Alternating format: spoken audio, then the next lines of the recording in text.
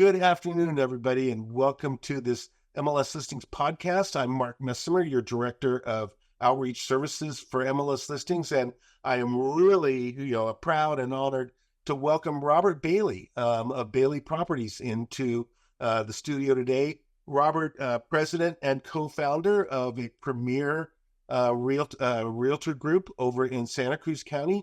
Robert, 50 years for Bailey Properties now. You've been around a while. We have indeed, Mark. Yeah, and I did a little bio check. One thing, we've known each other for well over a decade now, a decade and a half almost.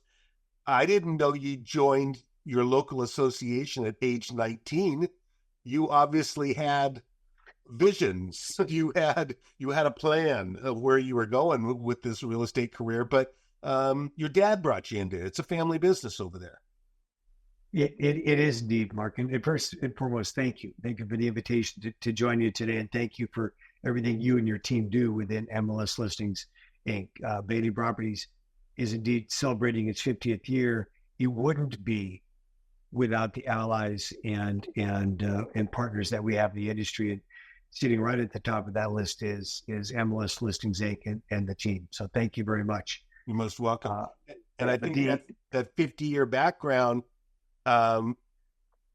you have seen a lot of challenges, a lot of high moments, a lot of low moments in real estate, different challenges that have come upon new players, right? When you started, it was, were you back in the day of the book? We were back in the day, Mark, when the book was new. Okay. Oh, wow. Okay. And so I started my career in 1974. Paul, my business partner and brother, joined a little over a year later. We were both students at the same time at San Jose State. And I was happily working in a sporting goods store here in Santa Cruz. And between stringing tennis rackets and playing tennis and snow skiing, I was happy as a clam. And my dad one day suggested that I should consider getting my real estate license, because if I did, I would have more free time and make more money. Oh, okay. Therein lies, at least in one half of that comment, therein lies the first time my father ever lied to me, having to do with the free time. Right, the free time you have these days. Yes, I did make more money, but I also gave up my ski career to do this. But no, we started the business and started careers in 1974. The business had transitioned into the book, the glue back book with the big statement on the front of it saying, this is copyrighted. Do not share this, and giving this book to somebody else could or may or would result in your immediate expulsion from the MLS.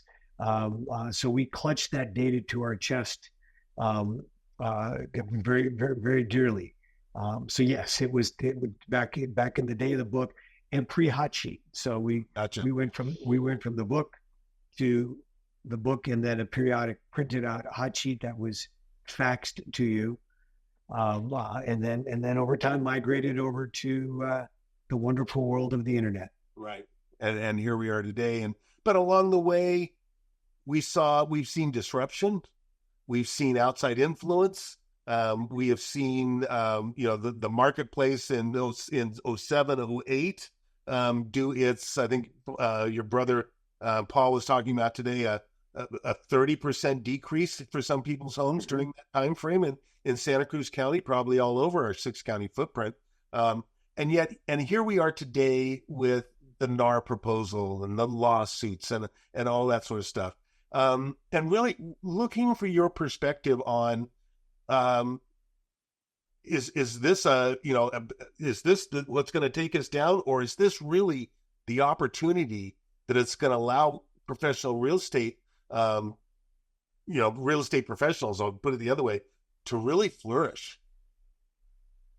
Well, you asked a great question there, Mark, because our industry has been in a state of constant change ever since I entered it. We came into the real estate business with interest rates at 12%. And the word on the street was, no one's ever going to buy a house with 12% interest rates. Well, we didn't know any better. Our dad had come out of the auto industry, and they certainly had fluctuations in interest rates. It's the same as we did, but people still needed a car. Right. And coming into the real estate industry, and to borrow another phrase that my brother is very fond of using, is it just put us in a position of hunting need. While the rest of the industry was worrying about interest rates, we focused on people that were having babies moving out, moving back in. Well, maybe they weren't moving back in back then. That was a phenomenon that came later. But marriage, divorce, death, and distress. I mean, if you focused on life changes, then you were always going to be busy. So now I look over those 50 years, and I'll get to the current day very rapidly here. We can count not on one hand anymore the number of recessions that we've had during our careers. We had the closing of military bases. We had Y2K. We had certainly the housing implosion in the 2000s. You had all these different external effects, so to speak, on what was happening with the real estate industry. And yet, when we continue to look around, our peers were still there. Some came, some left, but for the most part, our peers, we're still there. Now you move forward all the way to today. Yes, we have another change, and it's a change coming. Excuse me.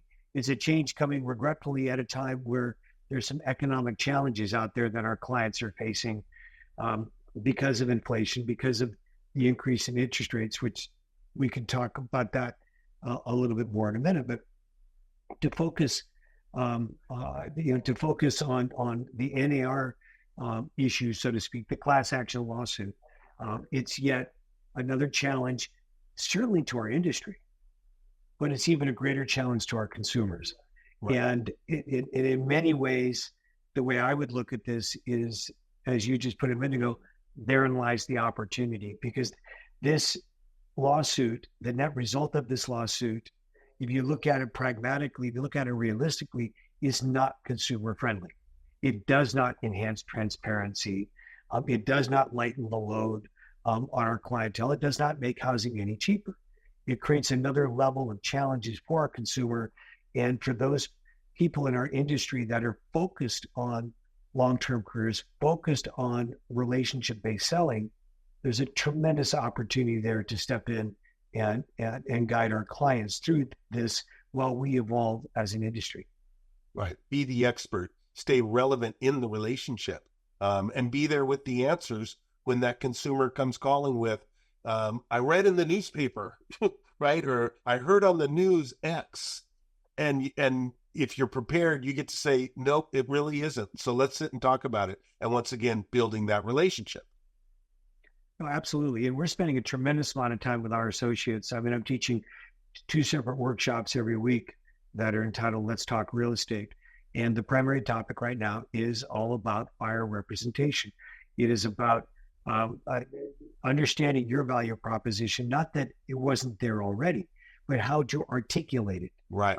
In a brave new world where the perception is that, and certainly the news would have you believe that purchasing a home is as simple as writing a contract for somebody these days. Because, Mark, everybody finds their home on the internet.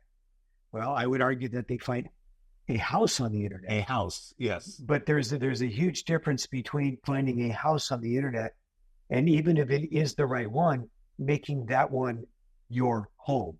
And we haven't been challenged as an industry to really articulate to our buyer clients what our value proposition is. It's as though we are being penalized for doing a good job, being penalized for making it seamless, being penalized for kind of demystifying the purchasing of a home for our clientele. And so I think that what we're working incredibly hard on within Bailey Properties is to help our associates be able to articulate that value proposition and really what is in the making of a housing stew, right, so to speak. What are all those ingredients that go into this, from not just the showing of the home, but the inspections, the interpretation of what the inspections say, guiding people through the financing process, working on their estate planning. The insurance, as we all know, is just an incredible issue for people in today's marketplace. And this doesn't come with a roadmap. Right. Hasn't been done. We've been looking at it. My colleagues and I have been looking at it from the MLS perspective. And, I look at it and go, wow, what an opportunity for someone to become a CMA expert, right? Mm-hmm. The power of the valuation, whether you're on the buyer side or the seller side, using the tools that the MLS provides to you to really bolster your value in the relationship with the buyer or the seller. Well, you make a good point there, because I just referred to the fact that we're educating our agents on how to demonstrate their value proposition, basically how to tell their story. Yes. And I am fond of reminding people that it's something that we need to do a much better job at, not just as the realtor though, but the realtor organizations, our local association, our state, and our national. And I'm happy to touch on those, but I think I'm going to touch on your comment there. The multiple listing service. I think the multiple listing service is, quite honestly, one of the most undervalued assets and tools that the realtor community has. So it has been allowed to be looked at as simply a source for an offer of compensation. But when you think in terms of the underlying, the foundational bricks of the MLS, it is not just the offer of compensation, it's the offer of cooperation. And if we back up from that point, the reason that we can look at the multiple listing service as a source for the realtor community to cooperate with each other in serving their clients' needs is because it has become much better than even it was when we had the book. Much better than it was when we were getting faxed hot sheets. Right. It has become the most transparent, most complete, most reliable source of data in the marketplace. And I quite literally had conversations with an agent that will say, well, yeah, but if I don't have the MLS, I have Zillow. I said, where do you think Zillow gets its information? Right? That's not onesies and twosies. That's from a data feed that Zillow, Realtor.com, Redfin, Homes.com, and our website at BaileyProperties.com and all of our peers, we're all receiving a data feed from MLS Listings, Inc., which has created, along with its partner MLSs, right, the most transparent, the most reliable, the highest level of integrity that you can get in the database. And my challenge to MLS Listings is, how do we better tell our story? Not just to our direct consumer, the agent and the brokerages, but to the public. Does the public really understand what the MLS represents more than just an offer of compensation? Exactly. I think, we and we've always said, and we want to say some more, we are the headwater of the data. It's timely. As the data comes downstream, it heads to places like Zillow and BaileyProperties.com and so on. We keep it, timely updates are always taking place. So once again, when you're sitting talking with your buyer, with your seller, you are relevant down to the last 5 minutes. That's how timely the data is. No, absolutely. I remember the debate at the national level when MLSs across the country, it was going to be dictated that they have to update their information at least every 24 hours. Right. And that seemed like such, just wow. Yeah. From the book to 24 hours. Yeah. And now, correct me if I'm wrong, that the major portals are getting updates in their data feeds for you every 15 minutes. That's correct. And sometimes shorter. It's down to how fast can they take it. It's not how fast we can ship it. It's how fast can they take it and put it in. So looking at the MLS part of the story, you pull the MLS brick out of that foundation, then the whole thing collapses as it relates to the integrity of the data and the speed of the data, the availability of the data. Because for any one of those portals to try to rebuild, whether it be a local, a regional, or a national database of properties with what you have within MLS Listings Inc. and what your peers have, it would be almost unachievable. And as it relates to the realtor community, speaking selfishly, it would be bloody expensive for them to be able to deliver, because it would then get delivered either at a much higher cost than MLS listings can, because of the way it's formed and the way it's owned, or it would be based upon an exorbitant fee structure at the other end of the transaction. Right. I mean, you talk about a disruptor. You Yes. take the MLS out of the system, that disrupts our industry, it disrupts our workflow. I would argue even much greater than taking compensation and not taking it away, but shifting it into a different delivery model or a different communication model. Yeah. And the umbrella of integrity that the data is aggregated under, allows you to go out there with a trusted partner. Yes. The data is accurate, and it's accurate because there are rules. There's a compliance aspect wrapped around it, and we are participating. We are cooperating with each other in order to foster the marketplace, but to continue to grow it as well. Other challenges you see out there with, there's a lot of, there's still a lot to be decided around the NAR proposal to the courts. We're waiting for the court to reply. What are other things that agents are worried about, in your office, and how are you addressing them? Because, your office can be copy and pasted in 6 counties of the MLS listings footprint. We are all going through this, but we're all in a holding pattern right now. But as you were talking about, boy, what a good time to get educated on that buyer broker agreement. Great time to be educated on the value of the MLS tools that can assist you in this area. What are the other areas you would recommend that, realtors start educating themselves on as we move towards July? Good question. And I apologize because I know you didn't invite me, excuse me, here today just to give the MLS an attaboy. Yeah, but I'll take it though. Thank you. Appreciate it. And I'm happy to deliver it. But there's a couple of real dynamics going on out there and it's not just the lawsuit. I'll touch on a couple and you tell me where you want to go from there. Okay. But and I'm not going to start with the lawsuit. I'm going to start with interest rates. Interest rates dropped into the high 2s, low 3s. We had historically low interest rates. Problem is, we had historically low interest rates for better than 5 years. So we have an entire generation of home buyers and home refinancers that are all refinanced and purchased or refinanced into an average of 3% mortgages. Better than 50% of the people that have a mortgage in California have an interest rate at less than 4.5%. Wow. So we had already seen, in part because of the baby boomer population and the delay in family creation, we'd already seen the length of time that one was holding onto a home being much longer. When I started my career, it was 5 to 7 years. The last statistic I heard from CAR was that the average baby boomer was staying in their home 19 to 21 years.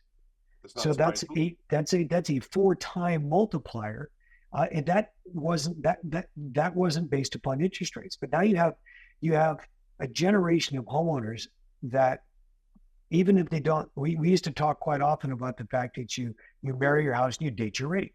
Right.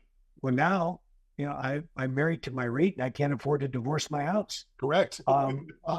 Because what do I do? Because if I'm going to go back out in the marketplace, I'm at a 7% interest rate. So that's had just really a draconian effect on the supply and demand side of our business. And it's a real challenge out there. Now, thankfully for sellers, it's buoying the prices because it's basic economics, it's supply and demand. That's right.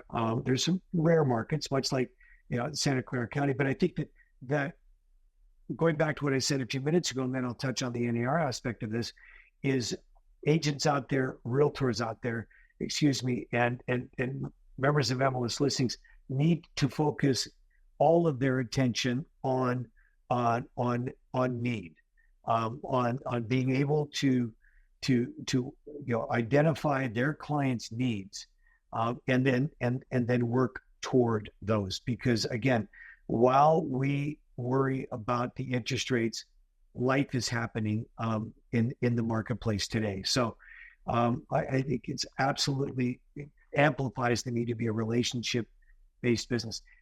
The NAR side of it kind of comes into play as it relates to more internally, I think, at this point in our industry than externally, because for the most part, this is going to be coming up in July as it relates to the rollout of the new rules. But the biggest changes that we're going to see, that we will not have an offer of compensation in the MLS. There will be a field that talks about concessions on the part of the seller, but you cannot, whether it be in public or private remarks, make any reference to compensation or consideration. So as you and I were talking yesterday, we still have the cooperation component, that the integral part of the MLS, but we're going to take away that offer of compensation, that unilateral offer of compensation. And that does not enhance transparency within our industry. It certainly does not enhance transparency for the consumer. Coupled with that is going to be the requirement that prior to showing you, Mark Messimer, a single home, I need to have a buyer representation agreement signed. So it's going to change the dynamics of building relationships with your clients. You're not going to be able to test drive me as your realtor, so to speak, because before I can start showing you homes, we're going to have some kind of agreement, which means I need to be much better educated, not just on my value proposition, but all the buyer representation forms, the addenda that go with that, the flow of how that's going to take place. I need to be able to talk with you about where, what kind of, not just what kind of properties you're looking for, but your economic resources, your ability to compensate me as your realtor, and how does that affect what properties we look at? How does that affect what properties that you elect to look at? Excuse me, and how we negotiate. And so we're going to be agreeing to we're going to have a compensation agreement between you and I, right, preceding us even getting in the car. Now, does that mean that the sellers can't compensate the buyer's agent? No, it doesn't. Does that mean the compensation can't come through, flow through Bailey Properties to our peer in a transaction? No, it doesn't. It just means that it's not as transparent as it was being able to use our MLS partner. Right. We will develop a page within our website that will itemize the properties that where the seller is offering a compensation, which we're going to be able to do. We cannot commingle that with any other company's information. We cannot do that based upon a data feed from the MLS, but we can certainly create that page and facilitate in other ways the marketing of our properties as to which ones are going to offer compensation and which ones aren't. And that if I may, that'll take me to a very quick story. I did an interview of 3 past presidents of the Santa Cruz Association of Realtors back in 1986, which would have then made me, I guess, a 31-year-old. And I was at that point the first vice president, president-elect of the Santa Cruz Association, and I was asked to do an interview of 3 past presidents. I will tell you quite honestly, Mark, boy, they looked old. I pulled up a picture of those 3 last week. I'm older than they were. But they are on the wall of fame over there at the association. They're on the wall. They're on the wall, and I'm on the wall. My picture is also in black and white. But the point of the story is the interview was about the formation of the MLS, and how did they market their listings before an organized MLS? Right. And you and I have worked together a lot with MLS listings on the concept or the discussion of pocket listings, right? Off MLS listings, off market listings. We'll go back to the genesis of all this. They were called pocket listings, and the way they described it to me was, and now understanding that these are in that era, 3 middle-aged white males all wearing coats and ties, the same suit. Yeah, okay. Yeah, and the way it was described to me is, if you and I were real estate agents in Santa Cruz, and I was greeting you at the coffee shop, at the association, whatever, if I liked you, I would take my listing out of my pocket, right, and share it with you. If I didn't like you, I would leave my listing in my pocket. Henceforth, the term the pocket listing. Right. That's the genesis of it. And that's my fear is we could see the reemergence of some of that. If you're not getting along with me for some reason, you're not going to tell me that there's compensation associated with your listing, or could it be that there's going to be a different level of compensation based upon the people you like and don't like? So, right. My point being is that this judgment may have worked well and may have enhanced transparency in Missouri, not so much in California, where it has been so collaborative and so transparent that I truly believe that the consumer's needs were being served.